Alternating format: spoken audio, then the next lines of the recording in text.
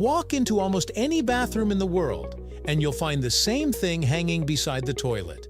A roll of white toilet paper. Not blue, not green, not covered in patterns, just plain white.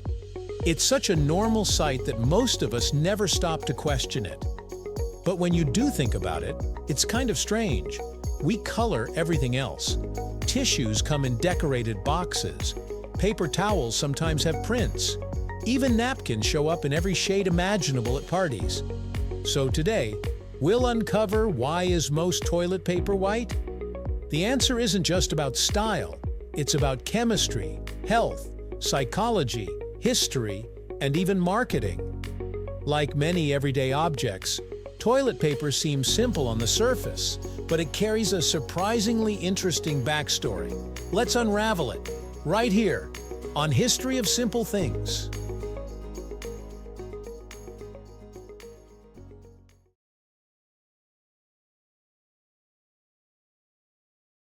To understand why toilet paper is white, we have to start at the very beginning. Trees. Most toilet paper is made from wood pulp. Manufacturers break down wood into fibers, remove lignin, the substance that makes wood rigid, and process it into a soft, fluffy pulp. If you've ever seen raw wood pulp before bleaching, it doesn't look white at all. It's brownish, sometimes even slightly yellow. That brown color comes from leftover lignin and other natural compounds in the wood.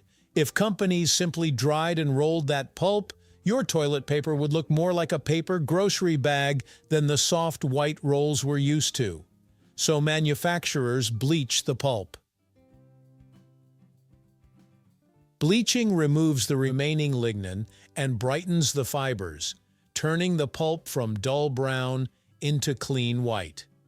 Modern bleaching methods are designed to reduce harmful byproducts, and many companies now use elemental chlorine-free or totally chlorine-free processes. The whitening isn't just about appearance, it's also about cleanliness, at least the perception of it. Color psychology plays a huge role here.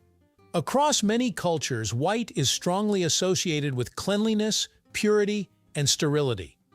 Hospitals use white sheets. Doctors wear white coats. Bathrooms are often designed in white tile and porcelain. That association runs deep in our brains. When it comes to something used for personal hygiene, consumers want reassurance. A white product signals that it's clean and uncontaminated. If toilet paper were beige or gray, even if it were perfectly sanitary, it might subconsciously feel less hygienic. There's also something practical about white. It shows everything. That might sound unpleasant, but it's actually useful. White toilet paper makes it easier to see if you're clean. It also helps parents monitor a child's health and allows individuals to notice signs of digestive issues. In that sense, the lack of color is functional. So while the bleaching process makes it white physically, psychology makes it white commercially. Here's something surprising. Toilet paper wasn't always white. In the mid-20th century, especially the 1950s through the 1970s, colored toilet paper was incredibly popular in places like the United States. You could buy pink, blue, green, yellow, even peach rolls to match your bathroom decor. At the time, bathrooms were design statements. Fixtures, bathtubs, sinks, and tiles came in pastel colors, and toilet paper was part of that coordinated look. But by the 1980s, colored toilet paper began disappearing. Why? There were a few reasons. First, dyes increased production costs. Adding color required extra materials and processing. Second, environmental concerns began rising. Certain dyes and bleaching byproducts were criticized for potential ecological harm. Then there were health concerns. Some dermatologists suggested that dyes and fragrances could irritate sensitive skin. Even if the risk was small, the idea stuck. Consumers gradually shifted back toward plain white options that seemed safer and more neutral. Today, colored toilet paper still exists in small markets, but it's rare compared to the global dominance of white. Another major reason toilet paper is white comes down to something simple: efficiency. Modern toilet paper production operates on massive scales. Factories produce enormous quantities every day. Standardizing the product, same color, same general appearance, makes manufacturing more streamlined and cost-effective.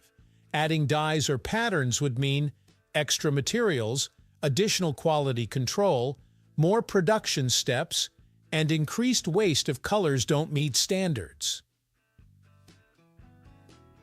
White pulp, once bleached, is uniform. It simplifies everything from packaging to branding. It also appeals to the widest possible audience. No one rejects white toilet paper because it clashes with their bathroom. It's neutral, safe, universal. From a business perspective, white is the lowest risk option.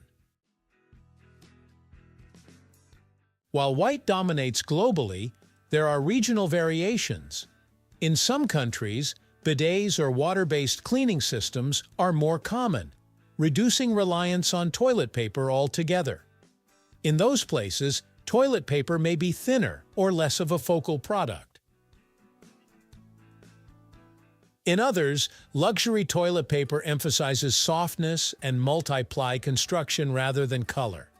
The emphasis is on texture and strength, not visual appeal. Color simply isn't the priority. Function is. And since function doesn't require color, white remains the practical choice. From a business perspective, white is the lowest risk option.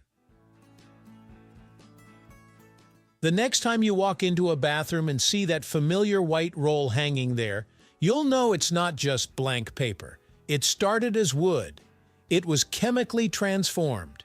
It was shaped by history, by environmental movements, by cost-cutting decisions, and by our own psychological biases about cleanliness. Thank you for watching. If you have suggestions for our next video, feel free to share them in the comments below. We'll be sure to give you an acknowledgement for your contribution. Thank you for joining us on this journey through the history of simple things. Don't forget to like, subscribe, and stay tuned for more stories woven through the smallest details.